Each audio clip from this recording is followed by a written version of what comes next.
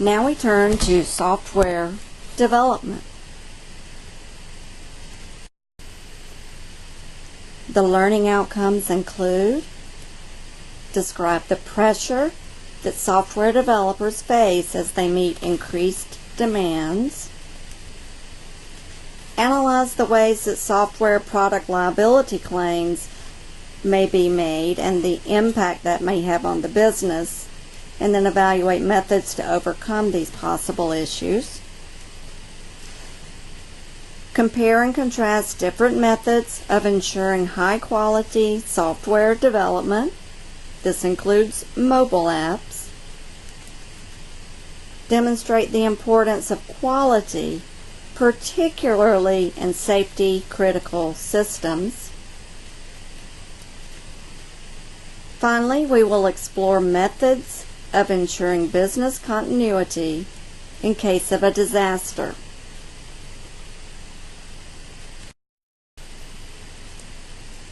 Let's start with some causes of poor software quality. Software development is a challenging endeavor, and there are a set of principles that should be followed that designs quality in from the start. You don't do quality at the end, you do it all throughout the process. It's also very important that you learn from past mistakes, from what has happened in the past, and don't repeat the problems you've encountered. Developers must fully understand how their systems will operate, who will use them, what operating system will be used, how will they use them, so users must be intimately involved.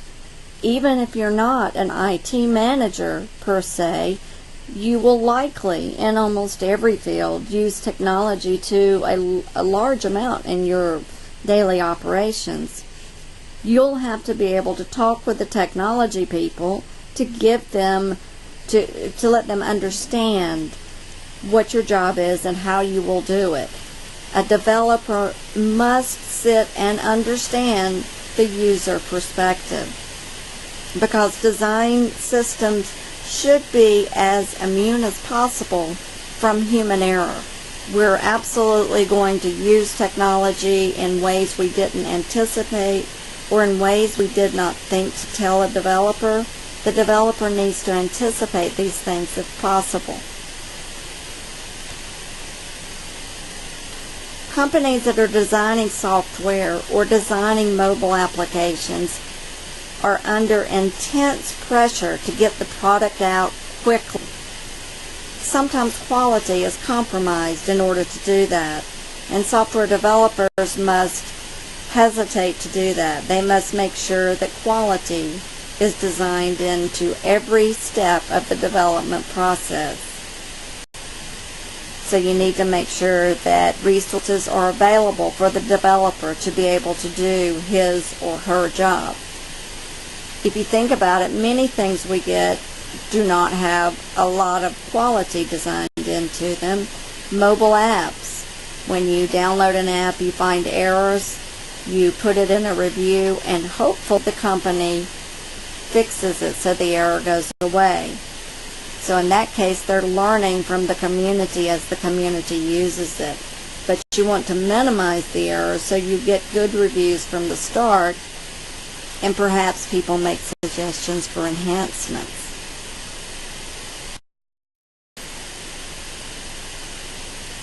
If you design software that may impact a person's life, so it may harm someone, then you get into liability issues. And product liability, as we discussed when we talked about intellectual property, may include anyone in the supply chain. So manufacturers, sellers, leasers, people who have retailers, people who have participated in any part of the process may be liable if someone is harmed, or if there is an error that causes not just harm to a person's health, but harm to financially, for injuries caused by defective products. For instance, TurboTax. They had an error a few years ago. it was a calculation error, anyone who was charged a penalty because of that error would be reimbursed by TurboTax. Software product liability follows the same guidelines that are in use with strict liability, negligence, breach of warranty, and misrepresentation. Strict liability says if you design the product and it harms someone else, you're liable for the damages.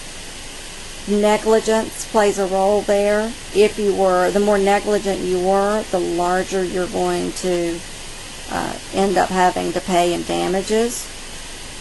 Breach of warranty, if your product does not do what it says it will do, and someone paid for it and was harmed in some way, they can recover damages from you. Strict liability just means you're held responsible for injuries that another person suffers as a result of using your product, regardless if you intended to, and even if you were not negligent. Here our reasonable person comes into play, and it may not be reasonable standards of an industry. It may not be reasonable lay people. It may instead be, given all the circumstances and all the information available, should you have done something else. In the case of strict liability, all the person bringing the suit has to prove is that there's something wrong with the product, with the mobile app they downloaded, or with the software product they purchased, or it's unreasonably dangerous in some way. They then need to prove the defect is what caused the injury, what caused the harm to the person, to the organization, whatever it might have been.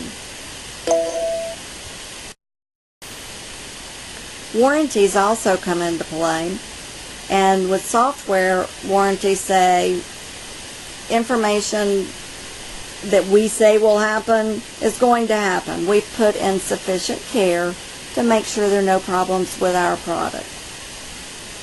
So the merchant says there are no errors, like TurboTax's error, due to reasonable care. Now TurboTax simply made one error, they fixed it, they resolved it, and they guarantee it every time. Warranties do let the person purchasing the product know that standards of quality have been met, have been achieved by that product.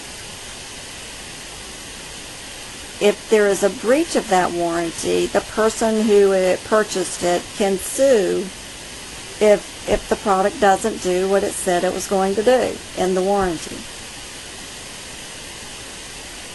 It's difficult to prove a breach of warranty because the person writing the warranty obviously wants to limit their own liability, and if there is a problem, they want to go to a court or an arbitrator of their choosing, or a location of their choosing.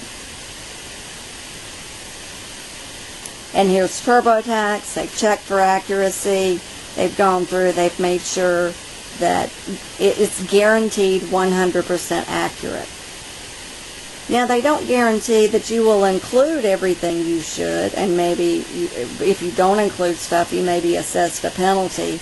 They simply guarantee you that the information you've given them has been calculated, added, and subtracted appropriately, and your return is complete.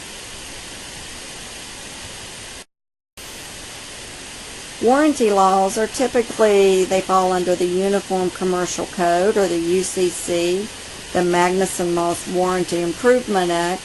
It also is the basis for many of the options we have when a warranty does not do what it's supposed to do.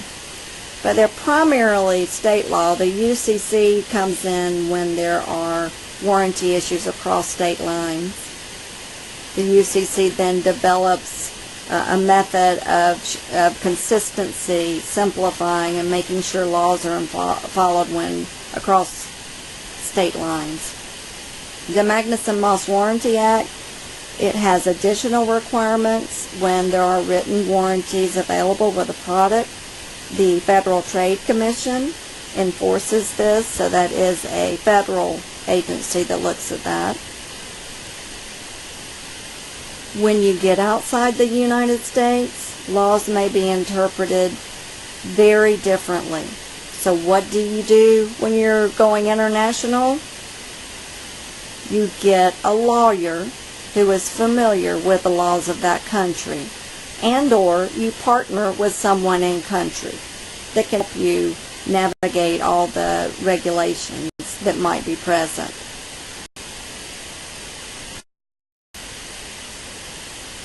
Express warranties are promises that the seller gives to you. Then you buy based on those promises. They may say how good the quality is, how good how much quantity it is, how long it will last, under what conditions it will work. These can be oral, given to you by the seller. They can be in writing, which is most often the case. They can be through a description or a simulation or a demonstration. And in these cases, the company does not have to formally declare that a promise is a warranty for it to serve as one. For instance, if you are buying a car and the seller tells you that the car has a warranty of 2 years or 25,000 miles, if you then purchase the car based on what the seller told you, they could be liable even if it's not written anywhere. However, what most organizations do is they try to limit the warranties of their products. In many cases, you'll see something to the effect that this entire agreement replaces any other agreements, any other promises, oral, written, etc., and takes precedence over everything. That in that case, it's an integrated contract with everything in one spot in a written warranty. In this case, what that salesperson told you may not be covered in a warranty if it's expressly limited. The law tries to make it where reasonable people can conduct business in a reasonable manner with reasonable expectations. Here our reasonable person comes into play again, and we know that the reasonable person is not always reasonable, at least in our eyes.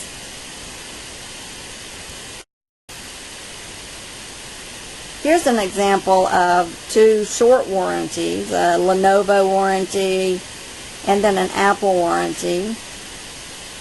Have you gotten these before online?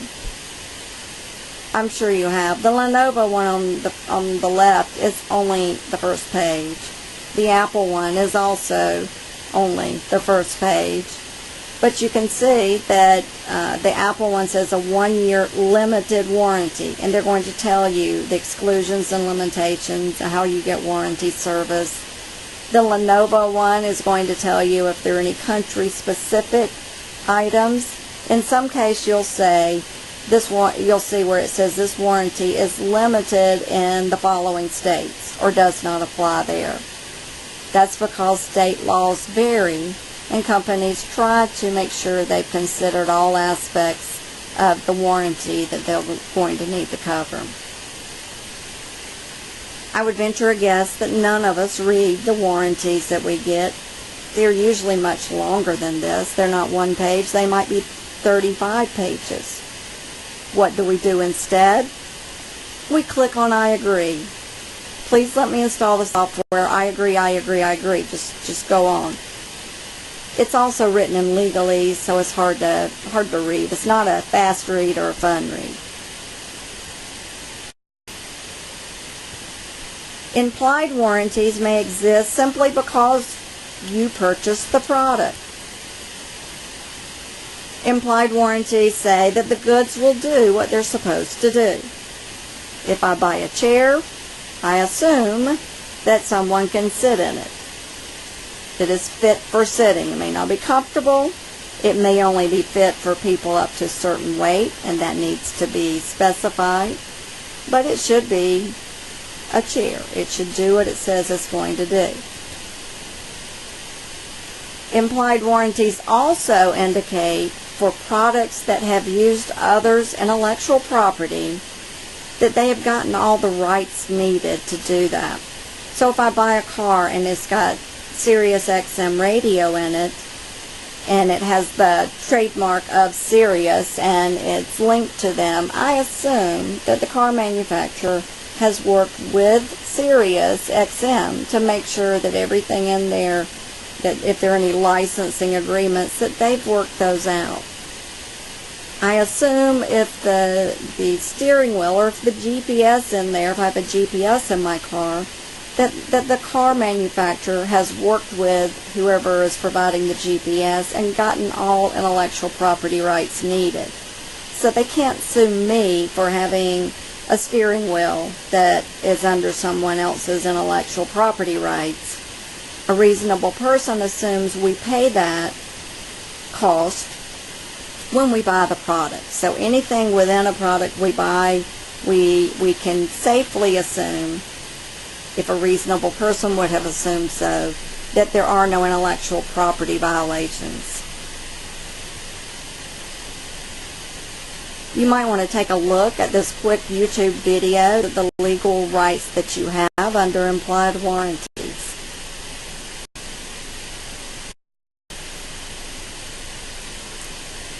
There may be times that implied warranties even may be excluded, and you may see this with goods are sold as is or with all faults. Perhaps a car does not run, but you may want it for parts.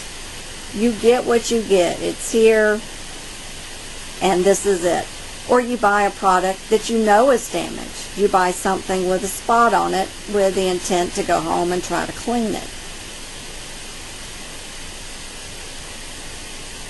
A company may also state what the express warranties are and then particularly exclude any implied warranty. So there may be some warranties. You may have a 90-day warranty for something that would normally have a 1-year warranty, and beyond that, the chair may not be fit for you to take a seat in. The exclusion has to be very conspicuous. You have to know you're buying something that is as is, without warranty. The company also must have somewhere on the warranty that some states do not allow warranties in certain ways. You may have different rights in those states. So what happens when a product does not do what it said it would do in its warranty? You do have remedies. You do have ways to recover damages. Now, damages may simply be the difference between the goods you accepted and paid for and the value that those goods would have had if they had done what they were supposed to do. So perhaps I bought a chair for $5 or for $50, and the wheels did not work or something to that effect. The company would likely send me new wheels. They may give me a full refund if I return the product. Or maybe if the chair is usable and just doesn't have wheels, they'll give me the difference between a chair with wheels and without wheels. Most companies will allow you to return a product if it does not do what it says it would do. So you can return, they'll repair and replace it. In the end, the seller has to satisfy the buyer or allow the buyer to seek recourse. Now you see, the seller has to satisfy the buyer in a reasonable fashion. As you would expect, if it goes to court, the reasonable person will determine how reasonable the transaction has been. An interesting lawsuit that came up in 2015, really the first of its kind, was Colorado cannabis users. They filed a class action lawsuit because pesticides were in the cannabis. They said that the person who had sold it, the company, LiveWell, had breached their contract. The plaintiffs alleged that LiveWell violated the warranty for the warranty of merchantability for the products it sold. The goods did not meet reasonable expectations of the consumer that they would be fit to use. In this case, the allegations say that LiveWell's plants weren't fit for customer inhalation, so they paid an unreasonable price for the product. Now, this is quite an interesting case. It was brought in Colorado, where marijuana is legal. If you appeal and continue to appeal, you could eventually get to federal court, and you have to think about that. Is marijuana legal at the federal level? So I was interested to see what would happen with this first of its kind case. The plaintiff said the ordinary use of the recreational and medical cannabis was to smoke it, and it wasn't fit, so we overpaid. Now, the courts decided in April of 2016 that the buyers did not suffer any injury or harm. The courts, however, left it open that if the buyers had suffered injury or did in the future suffer injury, they would be eligible to bring suit. But in this case, there was no harm from the pesticide that was in LiveWell's product. It was still fit for use. Interesting case, particularly when in this case state and federal law are different. You don't have any recourse beyond the state Supreme Court.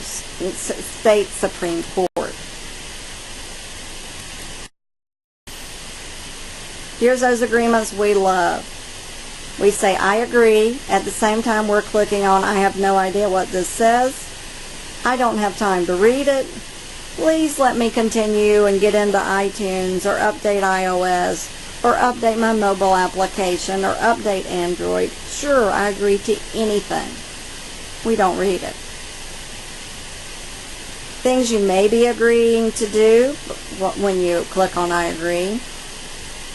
You may agree not to reverse engineer the software and create your own version of Office, for instance. You agree not to disclose any trade secrets that may be embedded within the product. In the case of software, it is being licensed, not sold. You're buying a license to use their product. You may give that license to someone else in most cases, as long as you relinquish all rights to that license yourself. That's not true in all cases. But you don't own the software. You own a license to use the software or the application. When you click agree, a reasonable person who has the opportunity to read the warranty and the limitations would do so. You're accepting their terms. They may adjudicate all cases in California, and you may have to travel there to do it. You may agree to settle all disputes with an arbitrator. So it is good to read, but really very few people do. It's written in legalese, it's long, it's small, it's something that you need to do your work, the product typically is, and you just don't have time. But we are responsible for what's in there. This is one of the primary ways that software developers and resellers and producers protect their products. Because once the code is out there, it's not a trade secret. You can protect with copyright, but if people change enough, then it's no longer protected if they do it in a different way using different words. You can protect it with a patent, which is an idea, with the expression of an idea, but you can't protect the idea itself. So others may have a word processing application, for instance, or an app to track traffic. You can't protect that idea the way You express the idea. So you need to protect your software, your applications, with clickwrap agreements, as we discussed in the intellectual property chapter. You've got to use everything you can to protect your intellectual property.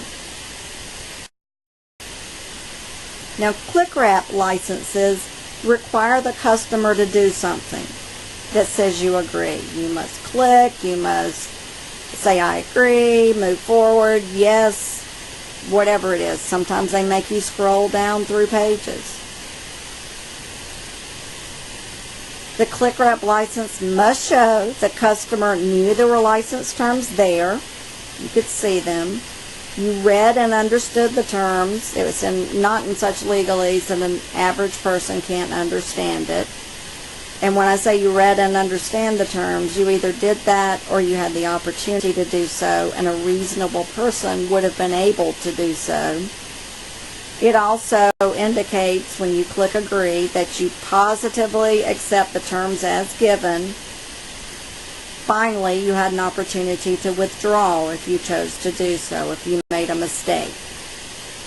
We all have these options. We don't necessarily take advantage of them very often. The first case that looked at clickwrap agreements was Specht versus Netscape. Now, there was a smart download plugin with Netscape, like there are for many things. The plaintiff alleged that Netscape violated user privacy because the smart download put ID tags on their computers. Netscape said, no, we're going to dismiss it. They agreed to submit claims to arbitration, not to take them to court. They clicked on I accept. It went to the Second Circuit Court of Appeals. They reviewed the situation and said no, they didn't have to give any indication they accepted the terms of the license. They had to scroll to the next screen. That was the only way they could see it. So in fact, the users did not click on I agree, or may not have. The district court said plaintiffs did not agree to terms with Netscape. The Smart Download web page screen hid that you were expressly accepting the warranties that Netscape had given. A reasonably prudent user, here's our reasonable user again, would not have known or learned about the license terms that were on the next screen that it did not require you to go to. So it agreed with the district court that the plaintiffs are not bound by arbitration and may be able to, they are able to pursue their case further.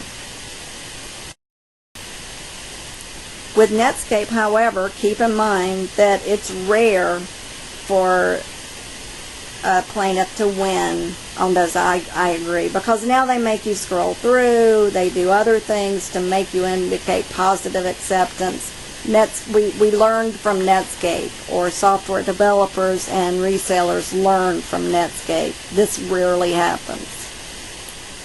Another one involving whether or not a user had indicated acceptance of the terms was Starkey versus G Adventures. And here, Starkey had booked a vacation tour of Galapagos through this company called G Adventures. Starkey then says that one of the employees sexually assaulted her while they were on the trip. Because she was from New York and she had suffered the harm, she filed a lawsuit in New York. She did not know that she had actually agreed to arbitrate any disputes in Canadian courts. When the tour was booked, Starkey had been sent 3 emails, and each one of those emails contained a hyperlink to terms and conditions. And in that hyperlink, the terms and conditions showed that there was a forum selection clause. The clause said you had to go to Canadian courts. It was a hyperlink that she did not have to click on. In fact, they said Starkey never clicked on the link, never agreed. The district court, however, dismissed, said G Adventures had reasonably communicated the forum selection, and that Starkey should have realized she should have clicked on the link. The Court of Appeals affirmed it, recognizing that it was a really close call as to whether or not they had positively informed her about the forum selection. The courts did say that this would have been a much easier case to decide if G Adventures had simply used clickwrap to provide reasonable notice and to obtain a consent. So what the courts ultimately decided here was if Starkey wanted to sue, she had to go to Canadian courts. And they may make different interpretations, or it would probably be costly for her to go there. G Adventures was protecting themselves. And this was a 2015 case. You need to assume that you are going to be bound by the information in the express warranty or any warranty that you read, that you could have read, that a reasonable person would have read. Uniform Computer Information Transactions Act is proposed. This act would regulate computer information products, online databases, e-books, software, mobile apps, etc. The FTC and other groups oppose this regulation that has not been passed. There are many critics to the regulation. They claim that it weakens the protections that consumers get in favor of protecting the software developer and reseller.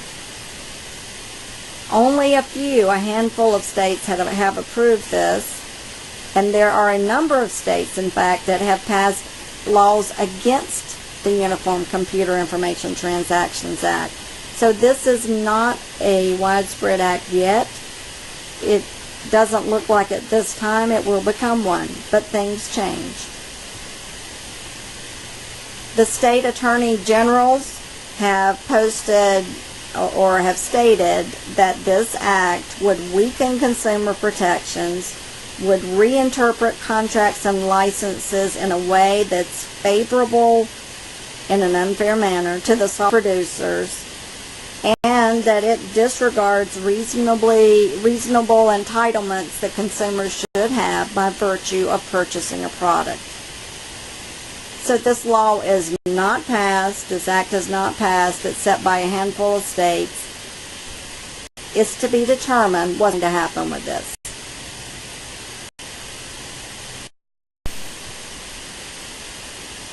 Mass market licenses present a challenge to software producers. These are the products we use all the time. Think Microsoft Office. Once they give us that product, someone who's able to hack in can see the code that was written to create the different Office products. So it presents a dilemma for producers. There are guidelines they have to follow. A term is not part of a license or cannot be part of a license if it is unconscionable. That's not unconscious or asleep, it's unconscionable. That means it is so bad that society would not accept it. A reasonable person would have never accepted a term like this. So it's something that's beyond the pale, that's beyond what society and a reasonable person would expect. Rarely do you have unconscionable terms in a mass market license. They have been wordsmithed and legally reviewed to the point where they try to avoid these issues. There are now rules that say I can, if I choose to do so, talk about your product in a bad way. So if I wanted to say I don't like Microsoft, and I have no problems with Microsoft, but if I wanted to say Microsoft Office products are terrible, you can't put in a warranty that I am limited in my ability to freely express my opinions in the U.S. This is the freedom of expression that we so highly value and our courts have affirmed again and again. I should be able to speak out against the product, even if I have a contract with that product. I've agreed to it. So their licensing, their warranty cannot say, you're not allowed to say bad things about us and you agree to this. They can't do that. So there are some limitations on them.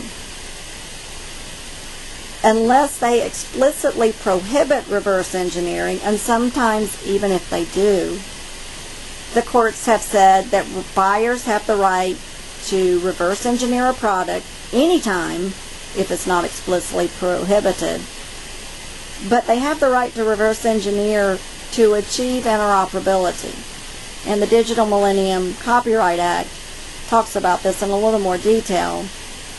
But this allows other people, for instance, to develop games for PS4 or Xbox or whatever might be going on. That means that Xbox and PS4 don't stifle competition. Now in reality, what most people do, which most software producers do, is they enter into an agreement with PS4, Xbox One, whatever it might be, and say, you allow us to see the code for the purpose of developing products that work on your system.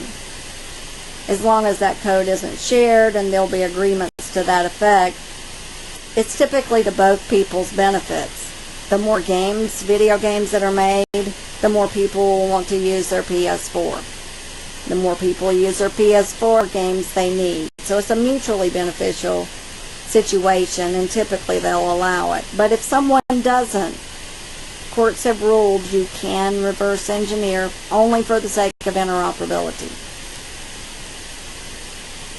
There is a general exclusion for any contracts that go against public policy.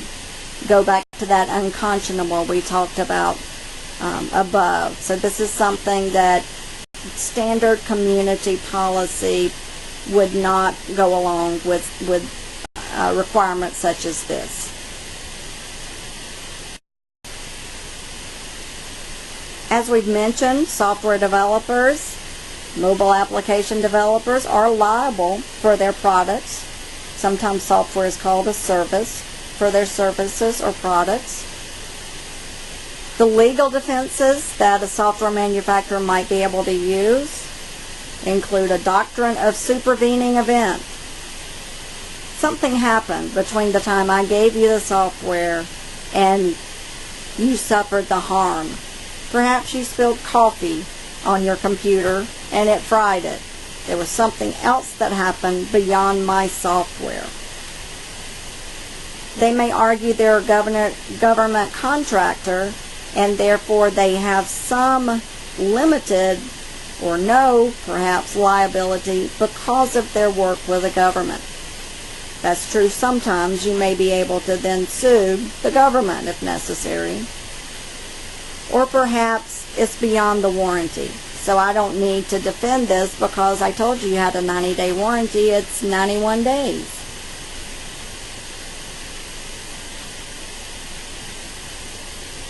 The manufacturer will likely also argue that you were negligent. You didn't do what a reasonable person would do. Or you did something that a reasonable person would not do. You went in and changed the code on, maybe it was even an open source app. You went in and changed the code and yes, it no longer worked, but you did something you shouldn't have done. An ordinarily prudent person would not have done that. Or your own actions contributed to the damage in some way. Again, you spilled coffee and it fried your phone, your laptop, your tablet, your desktop, whatever it might be.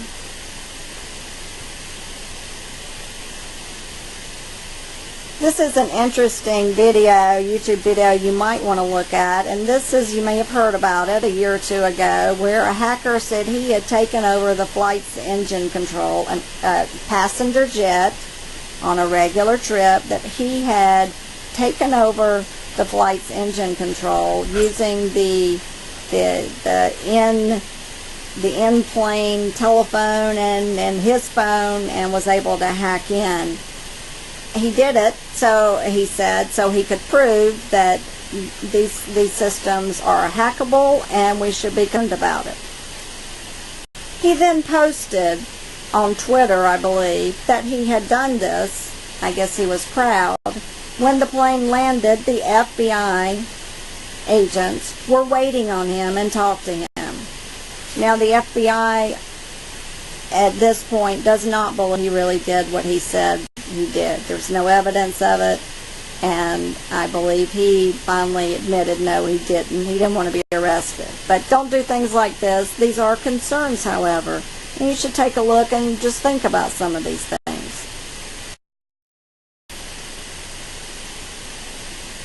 Malicious code could certainly harm us when we're driving. Our cars are so controlled by technology, and computers now is completely, fully integrated with the car's operations. And there are a couple of YouTube videos out there that really, short ones, that illustrate what people can do. They demonstrate it. In one of them, the hackers take over the steering wheel from a smart car driver. There's been concerns that driverless cars, hackers may be able to access them and make them do whatever they want, cause accidents, cause harm. Now, the people who develop the technology must be extra vigilant, because you're dealing with people's lives here. The video at the bottom shows OnStar, where they hacked cars that had OnStar in them to locate, unlock, and remote start vehicles. That's scary if they can do that, and if the software hasn't been properly secured. I don't want people to be able to unlock my cars, remotely start them, to take a wheel, or to drive them for me.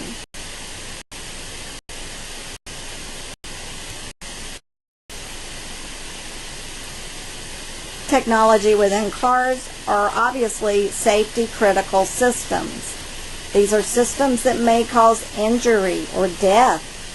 You've got to have flawless performance. It's not just an addition or subtraction error within TurboTax that cost you $22.16. It may have cost you an arm or your life.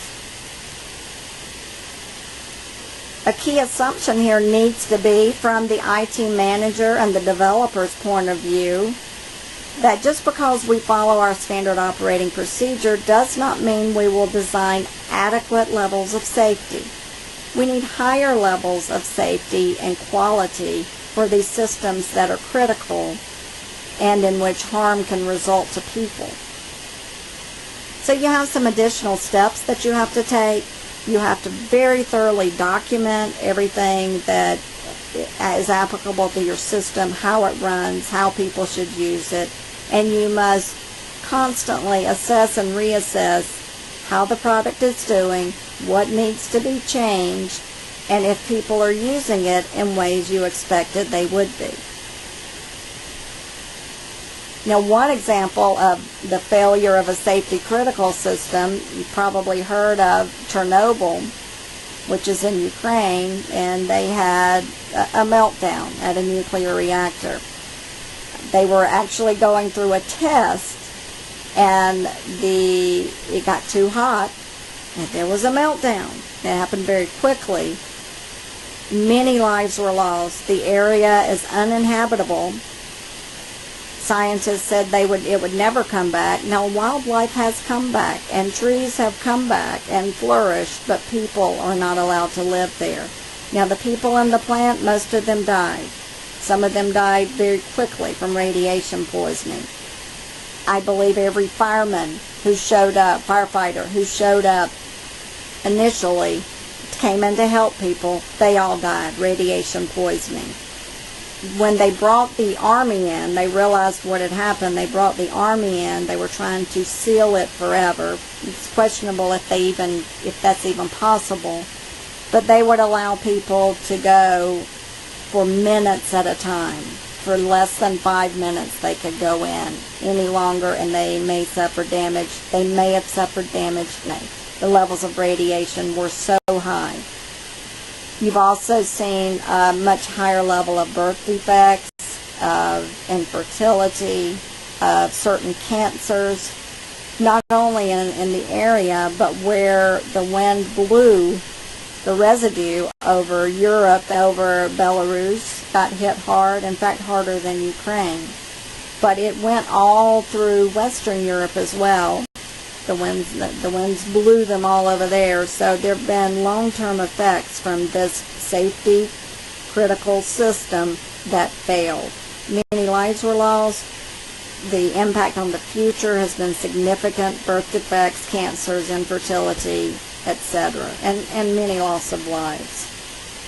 So take a look at that YouTube video if you get a chance.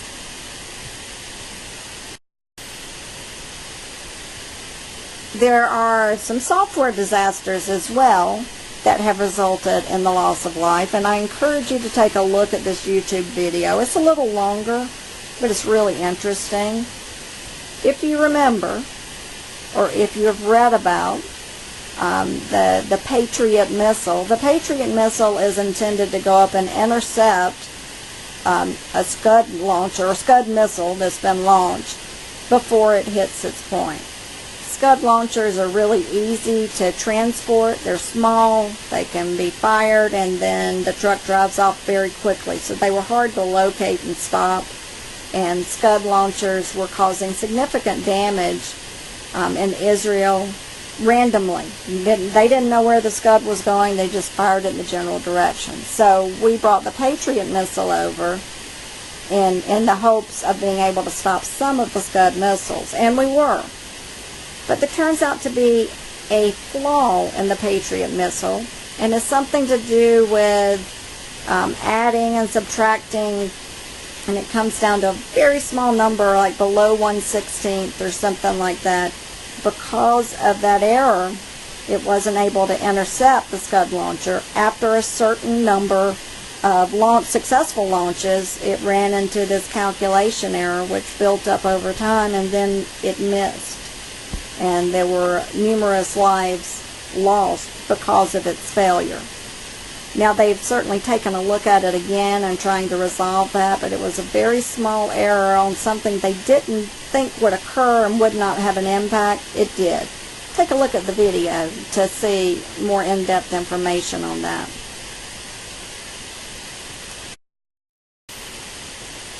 Here's another safety critical system, the International Space System, which it's all technology and equipment. It's up there. It must be able to withstand any type of radiation, any type of objects coming by, because if not, then you've got astronauts from around the world who will die, or who may die. Now you can see over here on the International Space Station, they show the risk from low to high. The ones that are high risk are obviously those that they spend more time on to make sure there are no errors, it's high quality, all the way down to the low risk that they still consider, but they don't spend as much time designing quality. Anything that can impact human life, you've got to spend extra time on. You probably need someone like, it may not be called this, but someone like a system safety engineer. And they're someone that starts from the beginning to the end of the project. They log any hazards, they monitor how you've responded to them, and they check and recheck over time. The hazard log says, okay, we realized this was a this was a problem, and here's what we did to try to resolve it. You must do a formal risk analysis when you are designing, building, creating, and operating a safety critical system. You want to, like the International Space Station you see here, you want to spend high amounts of time on those areas that are of particularly high likelihood of causing harm. You still spend time on the low-risk items as well. You want to spend your time in a proportionate manner based on the risk assessment that you completed. Finally, you want to design redundancy into the system. So you want to have a system that if one part fails, you've got something as a backup to compensate for that. If there was a calculation error, you've got another way that will ensure that the calculation was done correctly, or calculates twice, or calculates in a different manner to try to avoid problems.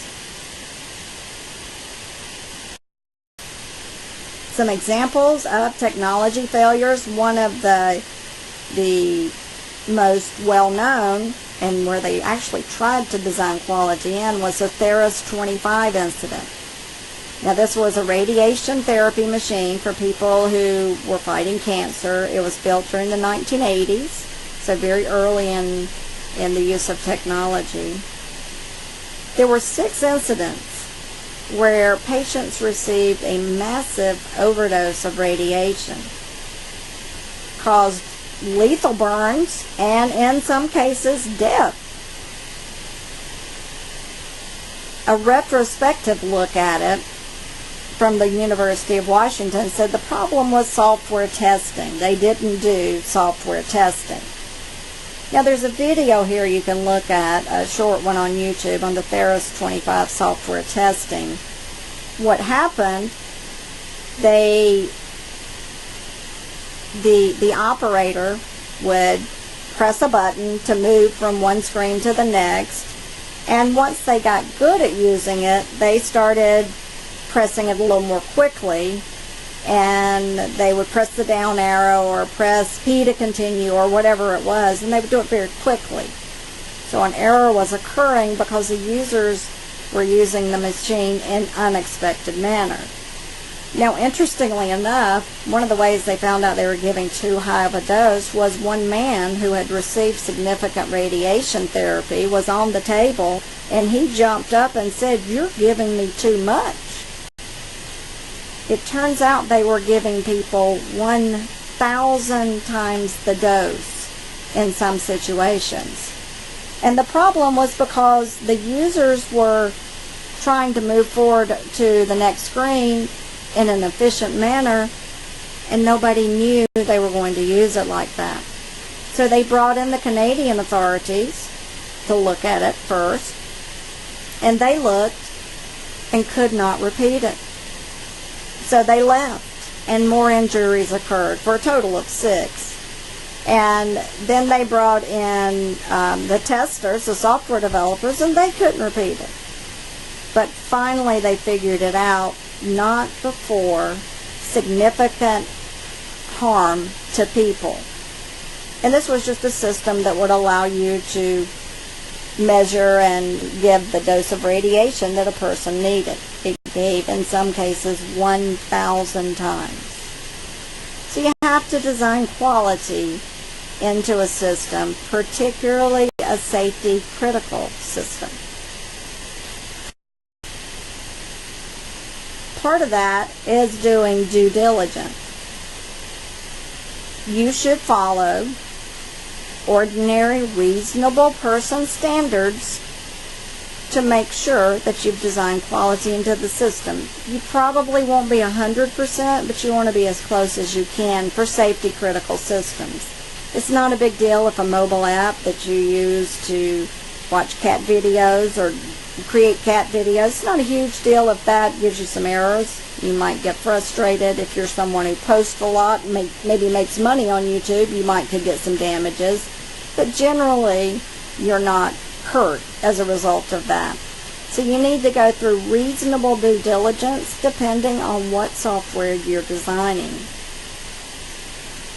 If you don't go through this effort, then you're considered to be negligent.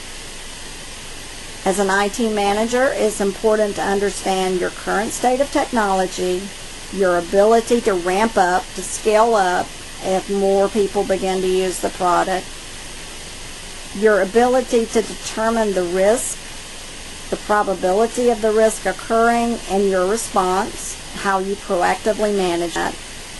And finally, you need to be aware of spending, opportunities for saving, where you need to spend more money, If you've done all of these things, you're likely going to get lower damages in a court of law than if you have not.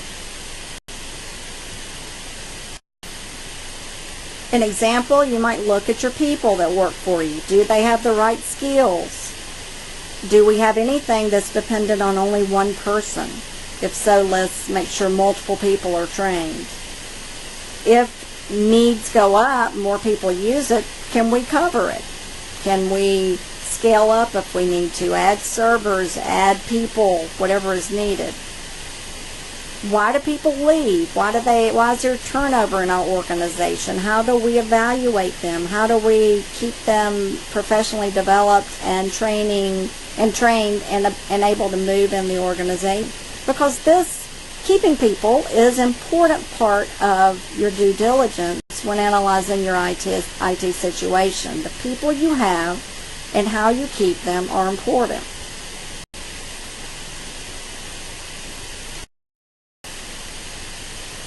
It's important to have a disaster recovery plan as well, even if you're not an IT manager. If you use IT in any way, you need to contribute to, provide suggestions for, and be a part of what the disaster recovery plan does. It is one component of how you continue business as a result of a disaster. It describes the processes you will use to be able to get your systems back up and running. Think about PS4, Sony, when they were hacked. They weren't able to use email for a couple of weeks. They advised their staff not to use email. They were unable to recover from a serious hack in a short amount of time. So they just turned it off and didn't use it for a while. It does focus on technology recovery and how the people will be involved to make sure they do the processes as described in the plan. And why do we care? Well, if you have a failure, so people aren't able to access your website and order your products, 93%, almost all businesses that have a failure that's more than 10 days go bankrupt within a year. So if you're down for 10 days, you're done. Customers gone elsewhere. 43% of companies that have a disaster, no matter how long it lasts, the one above was for greater than or equal to 10 days, 43% of companies that experience a technology disaster never reopen.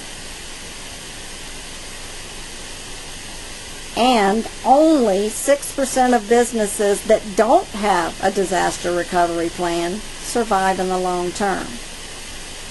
So you need to make sure that how you use technology, how the organization uses technology is clearly communicated, and that there are processes in place so you can continue to do your job with the technology that you use.